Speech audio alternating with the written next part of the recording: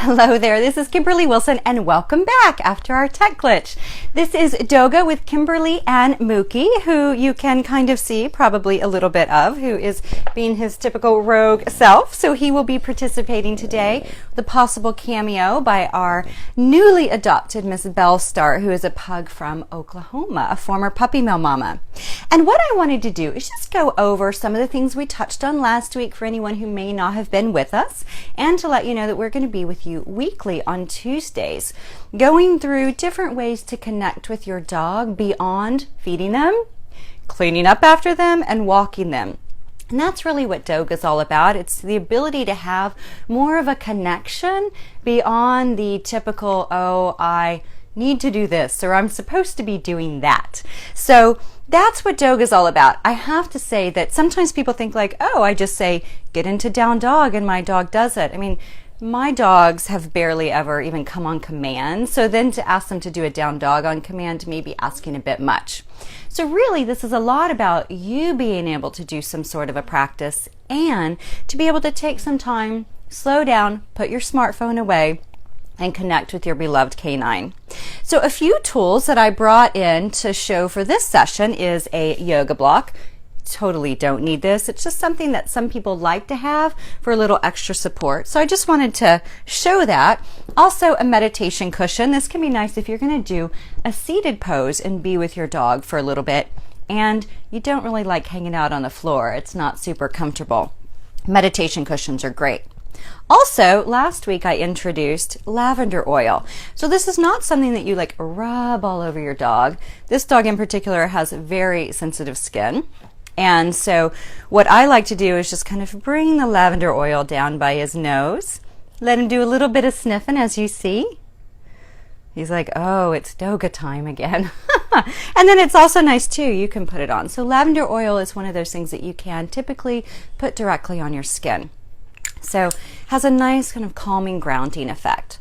So a couple other tools I like to have nearby: fresh flowers, plants, candle, tea, water. Again, these are all optional. Really, all you need is you, a good heart, and your dog. So let's begin by just taking a few moments to settle in. So that's where something such as these for a little elevation of the hips may be nice.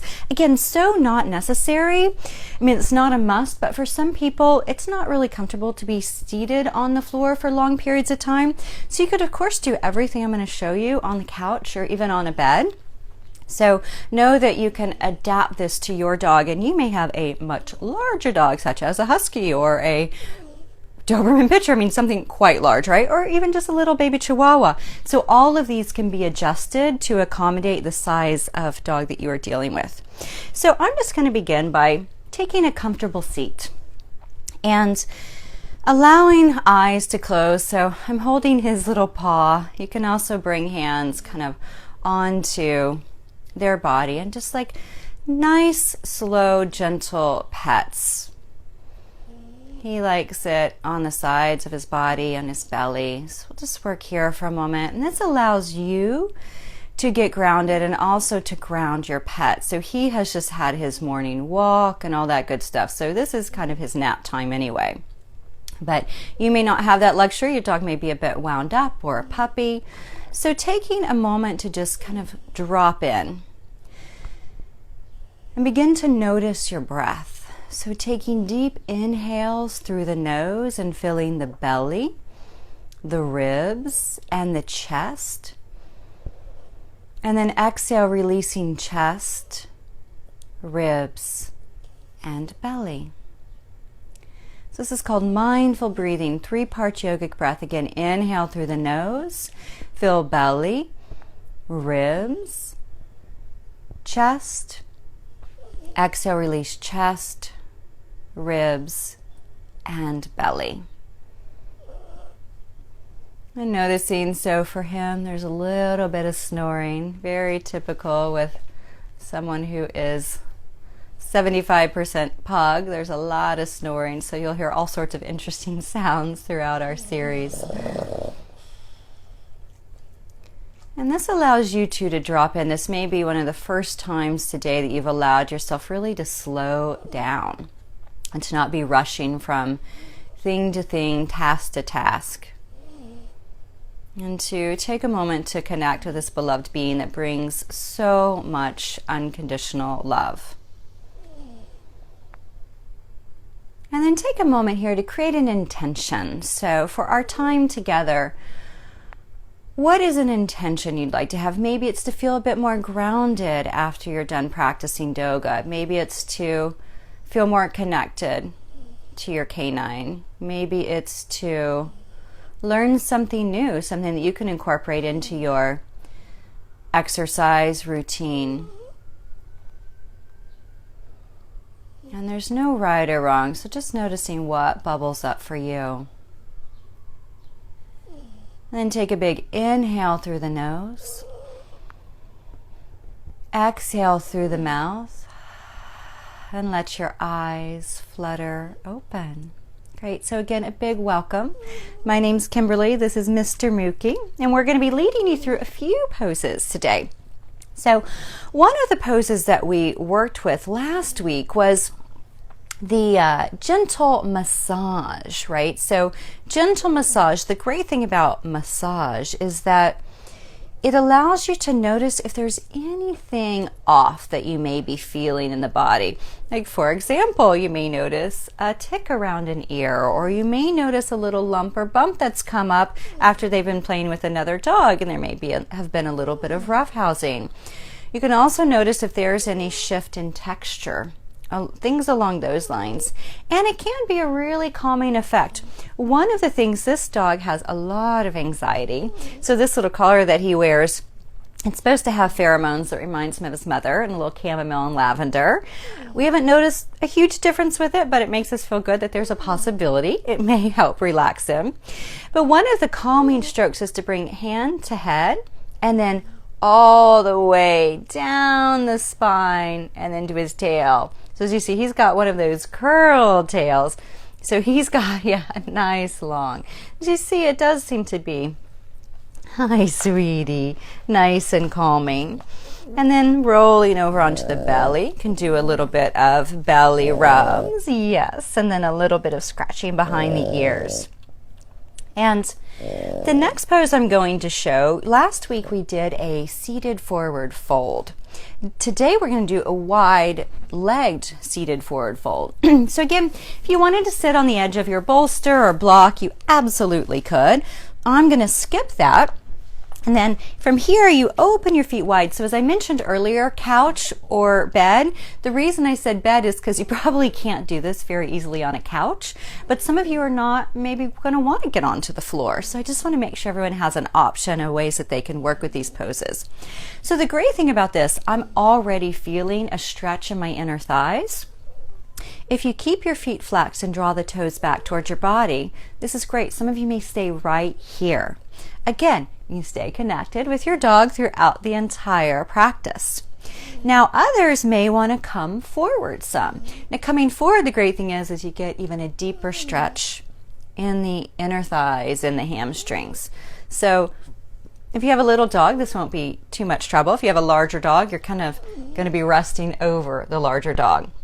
So for me, since Mookie's a little bit anxious, I'm just going to kind of hover and then rest on my elbow. So keeping feet flexed, legs engaged, and resting here, again, staying connected. Now the great thing about this too, this is a pose that you could stay in really for a few minutes, 3 to 5 minutes even. We're just going to be here for a little bit, maybe a minute or so. And noticing too, with your yoga poses, we never ever want to feel pain. So we want to feel that gentle sensation, right, beyond the comfort zone, but never pain. So if you notice you're like, oh, that's a little too much, just walk your hands back towards your body, stay upright. Maybe you even need a slight bend in the knees, or to bring those feet closer. Maybe opening them is a little bit too intense for the inner thighs or any knee issues, anything you may have. So always adjusting this to your body and your dog's needs.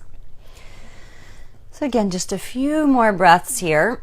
And noticing those of you who are like, this feels nice, can you go a little bit further? Again, only if that feels possible for you. So maybe releasing down. So I'm going to walk all the way over him, drop down onto my elbows. So again, there's contact here. Lots of sensation in the inner thighs. Feet are flexed, toes pulled back toward the body. Breathing, seeing if you can match your breath to your dog's breath. Probably won't sound the same, particularly his. It's quite loud. So instead, just notice, can you breathe with your dog? So inhaling as your dog inhales, exhaling as your dog exhales.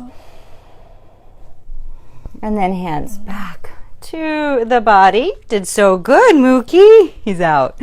And then gently draw those knees together. And then we're going to bring them back. And I'm going to turn to the side to show the next pose, which is a seated twist. Now for seated twist, you can work with this a few ways. You can bend your knees and then wrap your left arm around your knees. And then you're going to have your right hand on your dog so that as you inhale, lengthen, you can exhale and twist. Or if you would like, you could even extend the left leg out, keep that right knee bent, bring that left arm around the right knee. There's lots of lefts and rights in this one, so if it's too much, just think, I want to twist to the right. That's all you have to remember. And then the right hand kind of rests on your dog. Now we're trying to keep the spine as straight as possible and then twisting. So rather than cranking the neck, let your neck be an extension of the spine. So it's a big inhale and then an exhale twist. Now with this, we never want to do twist on a big full stomach. So if you just had a big pasta meal or something along those lines, give yourself a couple hours before you start twisting. But twists are good to wring out lower back discomfort, which so many people suffer from, I think particularly if you're carrying around a dog from time to time. And then also the theory behind it is that it helps flood, it wrings out internal organs and floods the body with all sorts of yummy nutrients. So keep that in mind as you work with your twist. And again, you can hold here and breathe a bit and seeing if you can keep that connection to the dog's breath.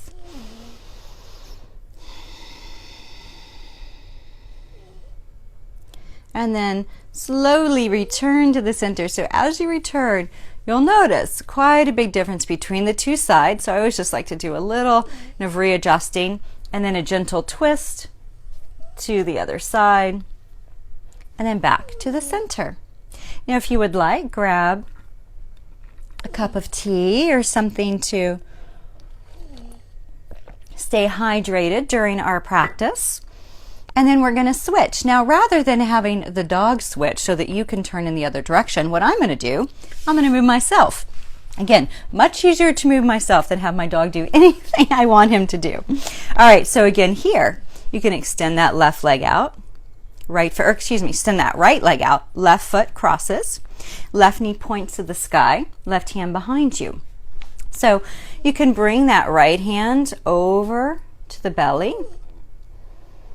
You can rest the right hand here and then maybe instead pet with the left. So just notice what feels best to you, allows you to get the twist but without it being really awkward for you because you want it to be comfortable. And remember too that this is a great option also with feet hip width apart, knees bent, and maybe the hands just kind of wrap around the knees a little and then we twist here gazing over that left shoulder. So find what works best for your body, what feels good, and allows you to get this nice juicy twist in. And then if you do have a leg extended, you want to flex that foot. And it's an inhale, lengthen, exhale, twist.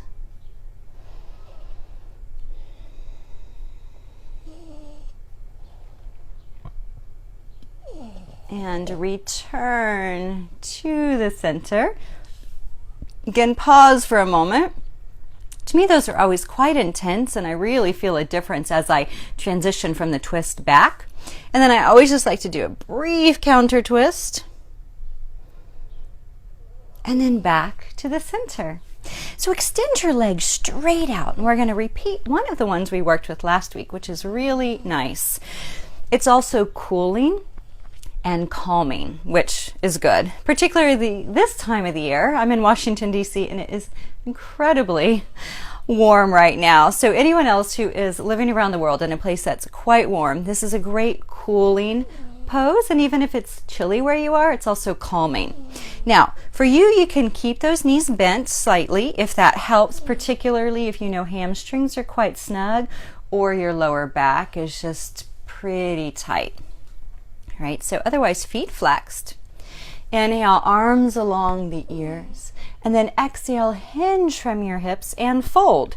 So you may not fold very far at all, which is absolutely fine. Hands on shins, hands on ankles, hands to the outsides of the feet. Here you could use a yoga strap around the balls of the feet. And if you're like, I don't have a yoga strap handy, you could use a bathrobe tie, or you could even use a tie.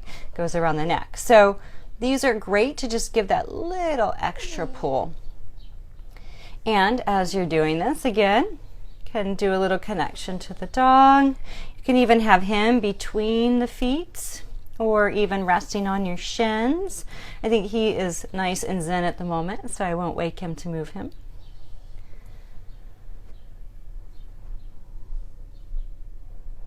And then rolling back up. Cartwheel the arms behind you. So fingertips pointing toward the body. Press down, lift through the chest, gazes up, feet flexed. And release. So our final pose is Shavasana. And as you can see, he's doing a really good job in Shavasana right now. I don't even think he's come awake at all, other than to smell the lavender.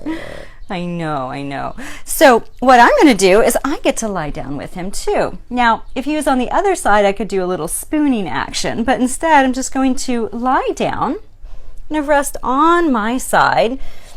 And Shavasana typically done on the back, but so that I can stay somewhat connected to him, I'm going to lie down on my side and then rest here, releasing the head. And again, his eyes are closed, so he's nice and relaxed. And working with the massage here that I showed earlier, top of the head, down the spine, so as far as I can reach. And of course, just little scratches along the ears are always nice. And this is your reward for your practice today. So as you rest here, you can allow the eyes to close. You can keep the connection going with your furry friend, or you can let the focus turn inward as you honor yourself for taking the time to tune in to your body, to your breath, and to your beloved companion. And you can rest here for 5, 10, 15 minutes. And then as you're ready to release, you're going to come right back up. And then we'll return to where we began in that nice seated pose. So again, you could grab your meditation cushion, a block, or none of the above. Again, not necessary. And just take a moment to kind of settle in and return to the intention that you created at the start of our practice today. And what can you take away from this time and bring into the rest of your day? Maybe a sense of connection to your breath. Maybe the paying attention to the body. Or even the bonding time with your dog. And take a big inhale through the nose. Exhale through the mouth. And let your eyes flutter open. Great, so thank you so much for being here today with me and Mookie, who's clearly quite entertained the entire time. And my hope is that this gives you a few ideas on ways that you can connect with your dog beyond, again, the feeding, the walking, etc. And also, if you have an anxious dog, which I know, having done a lot of reading on this one, that there are quite a few anxious dogs out there, and of course anxious people. So the ability to slow down, take 5, 10, 15, 20 minutes just for yourself to notice your breath, notice the sensations in your body, and feel a sense of connection to your dog can be a really powerful experience to do on a daily, weekly basis. So again, thank you so much for being here with me.